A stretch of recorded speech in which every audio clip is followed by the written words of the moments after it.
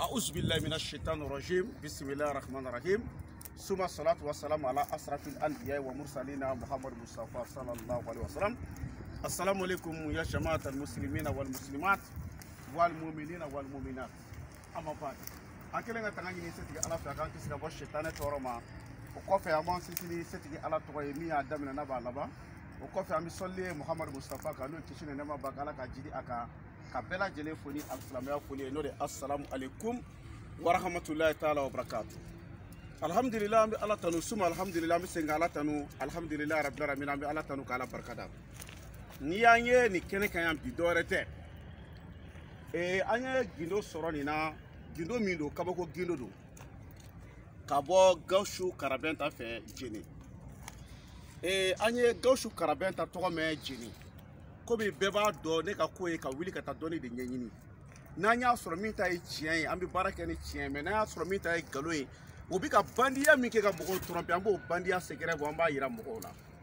donc alhamdulillah an kelen ga se gaushu karabeta fe komi ayira la ka fo sanwo san ni sungolo sera mo chama de be voyager ka ta gaushu karabeta fe abe fendo duma mais afin de pratiquer sungolo droit de kono ni sungalo temena ati pratique bli anyo kibaria mi soro an fara wili ka joke ala yake wakati mi ansira gaushu karabenta ma anyo kuma nyefa nyina gaushu karabenta ko an nana chugo mina ko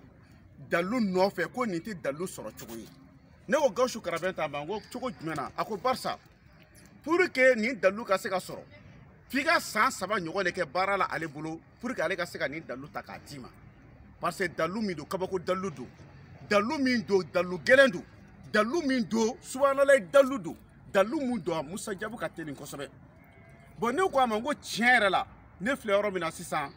ay min fo ay tien fo ya ka dalu soro chugo mais ngo no ya soro abado soro chugo were bala mino o ti kelenye nako o soro chugo ako fo nyana donc ay min fo nyana ola ako boko ne ere be se ka joliti ne be se ka joliti alema ko comme une déplacer kana shirfu ya koso haidara ya koso ne be se ka mindi alema ne ka fo ne wo ngo gaushu karabenta mango donc bashita ngo dore foite ne ko na sona ne be se ka 2 millions je mi so ko compter ka dama akwa haidara nsona ne be se ka 2 millions je iba dianga o yorola dominant tara yorom na o wakati la wa bi wolonvla ani duru de tumenku ala sonama wa bi wolonvla je anyo dama wa duru anyo ke passer anana gama dalu indi anale so tmamina anga soroka warto envoyer ama tmami aka soroka dalu inta ka di ama ko an yere ka dalu in ke folo kala ci ala sonama salo sungolo temene konnana ay dalu anya barake mo maye bela jele ko alhamdulillah rabbil alamin don na ma nyanye chien soro femuna ni ay adama dombu abonné onka ubi tugan ko banga kuma kan lame dore fuite uye chien ni dana ya mi soro na oredo ga sedna ali ko mama bi galon tige ka galon jurmu valeur ani bi ka ke ba fe apekaka bibina muye mogo siga donina doni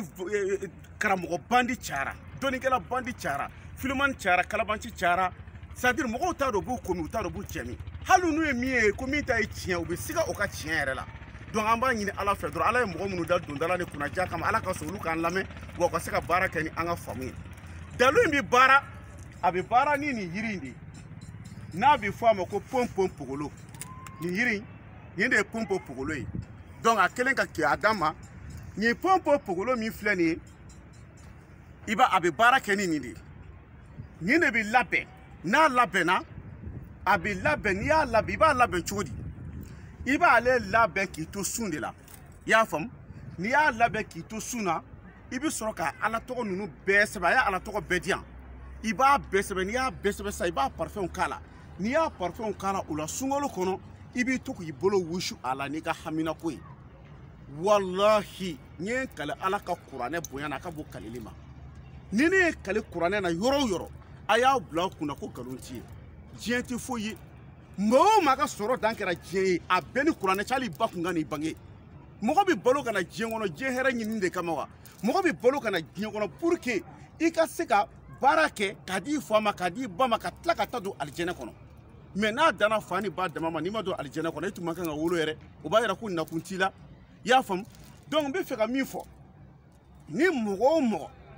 n'a ka di ye an ka nin wusula labɛn a wusulalama de don n'a ka di ye an k'a labɛn k'a d'i ma sunkalo kɔnɔ baasi foyi t'a la don o don a y'a yira n na k'a man kan ka tɛmɛ mɔgɔ 10 kan o y'a sariya ye mɔgɔ 10 n'i y'a wusulan sɔrɔ i b'a wusu sunkalo de kɔnɔ sunkalo kalo kɔnɔ ni sunkalo kalo tɛmɛna a tɛ se ka baara bilen nka ni maa o maa mɔgɔ b'a la an b'a wusula an b'a labɛn an b'a d'i ma 15,000 mɔgɔ b'a wusulan na 15,000 bon n bɛna yɔrɔ min fɔ wusulan in kan fana a ko a ma ko ni maa min b'a wusu i kana haminako 2 fɔ wusulan 1 na parce que ne ye haminako 3 4 fɔ a la lala o haminako dɔ mana nɔgɔya i b'a fɔ k'o ye hasard ye mais e ka 1 ta dɔrɔn a kɛra papier ko de wo a kɛra furuko de wo i ka mɔgɔ de bɛ kaso la wo ou bien denko de b'i la wo walama i makako de wo walama i yɛrɛ bɛ fɛ ka taa ni mɔgɔ ye jamana kɔfɛ a tɛ ka se ka taa o haminako 1 ta i ka to ka wusula i bolo wusu a la sunkalo kɔnɔ dɛ ni sunkalo kɔnɔna bɔra la a tɛ sɔrɔ bilen fo san wɛrɛ sunkalo parce que ɲɔ bɛ ɲɔbugu takan de b'a la gindo bɛɛ n'a baara wagati don kuranɛ aya minnu b'a la barawutu gindo minnu b'a la kiniyaw minnu b'a la sayifi minnu b'a la lama kana jakada minnu b'a la amulahala mahudu minnu b'a la u n'a ɲɔgɔnna si caman gindo minnu b'a la gindo belebelew dama dama don wallahi n'i ye nin wusulan baara hali kafiri ye a bɛɛ ni kuranɛ cɛ a b'a dɔn k'a ye fɛn dɔ sɔrɔ ala tɔgɔ la min ka ɲi donc ni ala sɔnna ma an b'o lancer k'a fɔ maliyɛn bɛɛ diɲɛ bɛɛ ye ni mɔgɔ bɛ a wusulan in na an b'a d'i ma sunkalo kɔnɔ mais sunkalo tile kɔnɔ a bɛ di mɔgɔ 10 de ma mais a wusulan kelen o kelen ye 15,000 ye dɔw ye ɲininkali tɛnku ma ko bon ni haminako 2 sababu mɔgɔ min na ni haminako 2 ni sababu la i bɛ wusulan kuru hakɛ ta a banna n'o y'a sɔrɔ e ka haminako ye papier ko ye garisɛgɛ ko denko i bɛ wusulan kuru hakɛ ta a bɛ dépend e de la dɔrɔn i ka moyen na ni se min b'i ye o dɔrɔn de don 15,000 de ye a wusulan sase kelen ye 15,000 parce que n'i yɛrɛ wusulan dilanni a ma nɔgɔn ten i y'a faamu donc o ye kelen a filanan n bɛna fayida dɔ di mɔgɔw ma n'o y'a sɔrɔ mɔgɔ min bɛ yen k'i ka baara ye sugunɛ kɛ dilan kan i kɛra cɛ ye i kɛra muso ye k'e bɛ sugunɛ de kɛ dilan kan a y'o kɔrɔbɔ fɔlɔ aw fɛ yen a kɛra denmisɛnnin o a kɛra maakɔrɔba dɔw mana da su fɛ u bɛ sugunɛ kɛ dilan kan nin i ɲɛ bɛ nin na i ye nin ye tan i ɲɛ bɛ nin na voilà nin y'a den de ye i bɛ mun kɛ mɔgɔ min bɛ sugunɛ kɛ dilan kan i b'a don i woro furancɛ i b'a ci n'i y'a ci fo e ka sa e tɛ sugunɛ kɛ dilan kan bilen nin y'o fayida ye k'a di aw ma a den kan a bɛ kabako caman kɛ ni mɔgɔ min bɛ sugunɛ kɛ dilan kan i kɛra cɛ ye i kɛra muso ye i kɛra denmisɛnnin i kɛra maakɔrɔba ye i b'a don i woro furancɛ la i b'i ka fini bɔ pewu kurusi wo duloki wo nɛgɛma fɛn fɛn b'i la i b'a bɛɛ bɔ i bɛ don n'a ye so kɔnɔ k'a don i woro furancɛ la k'a bisi k'a ci a tigilamɔgɔ tɛ sugunɛ kɛ yan'a saya don cɛ dilan kan kɔni o tuma ni mɔgɔ bɛ information wɛrɛ la a bɛ n wele n ka téléphone numéro la o de ye 00223 après 77 90 17 17 00223 après 77 90 17 17 donc sunkalo kɔnɔna na an bɛna nin wusulan in an bɛna labɛn donc depuis bamananw b'a fɔ u ka kuma na ko boli tuma dɔn k'aw sa sen ka di ye munna an y'a annoncé nin wagati in na o kɔrɔ ye a ka pɛrɛ k'a kɔnɔ diɲɛ don o don an bɛ mɔgɔ 10 de ta an tɛ tɛmɛ mɔgɔ 10 kan o y'a gindo baara cogo ye i y'a faamu parce que i bɛ nin baara bɛɛ kɛ n'i kɛtɔ ka nin sɛbɛnni kɛ sufɛ i b'a sɛbɛnni kɛ entre 1 heure et 2 heures ala tɔgɔ n'i b'a sɛbɛn pour que k'a kɛ wusulan ye 1 heure et 2 heures a tigi bɛ kurusi bɔ ka duloki bɔ i b'i sigi k'a sɛbɛn i kɛtɔ ka arifu kelen o kelen sɛbɛn i b'i nɛnɛkili de minɛ n'i bɛna nɛnɛkili i b'i bolo bɔ kalimu i bɛ kalimu kɔrɔta n'i bɛna sɛbɛn tugun i b'i nɛnɛkili minɛ k'a sɛbɛn n'i bɛna nɛnɛkili i b'i bolo bɔ a la i b'a bɛɛ sɛbɛn nin cogo la fo ka taa ban donc an b'a ɲini ala fɛ ala ye mɔgɔ minnu ka npogoɲɛ don a la an b'a ɲini ala fɛ ala k'olu mɔgɔw dilan ala ka haminako bɛɛ lajɛlen nɔgɔya ala ka laɲiniw sabati voilà o n'a ɲɔgɔnna si caman donc c'est ça que j'aimerais vous dire c'est un secret que j'ai trouvé avec un grand personnalité de Djenné. Donc c'est lui qui nous a donné ce secret, mais il dit que ce secret ne sera pas pratiqué si ce n'est pas dans le mois de carême. Dans le mois de carême. Donc ce secret, la manière dont il nous a expliqué, j'ai tout expliqué ça en bambara. Donc pour utiliser, on fait ça dans le mois de carême seulement. Mais le médicament là, si tu as des dosures, tu as des souhaits, donc tu fais pour ça. Donc, en cas de cas, tu as des besoins, tu veux être marié, tu veux avoir des documents, tes papiers, tu es un grand joueur, tu veux avoir la popularité, ou bien tu es un grand chanteur, tu n'as pas de popularité, ou bien tu es quelqu'un qui n'est pas bien aimé, tu as des maisons, tu n'as pas pu construire. C'est le nom de Dieu, ce n'est que la prière. Est-ce que vous avez compris? Donc, on a tout préparé. Donc, dans le mois de carême, si tu as besoin, on utilise ça seulement dans le mois de carême. Après le carême, jusqu'à l'année prochaine. Donc, le prix de médicaments, ça fait 75 000 francs CFA. 75 000 francs, ça c'est avec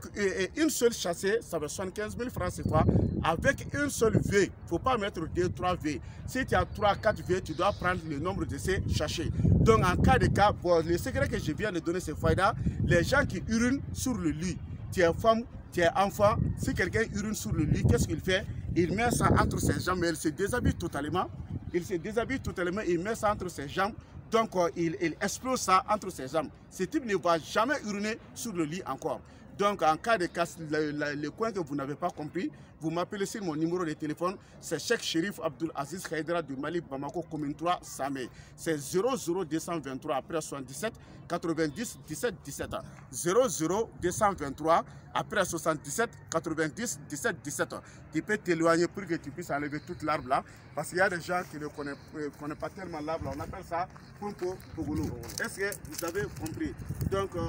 on se dit à la prochaine. Subhana rabbika rabbil izzati amma yasifun. Wa salamun ala al mursalin. Alhamdulillah rabbil alamin.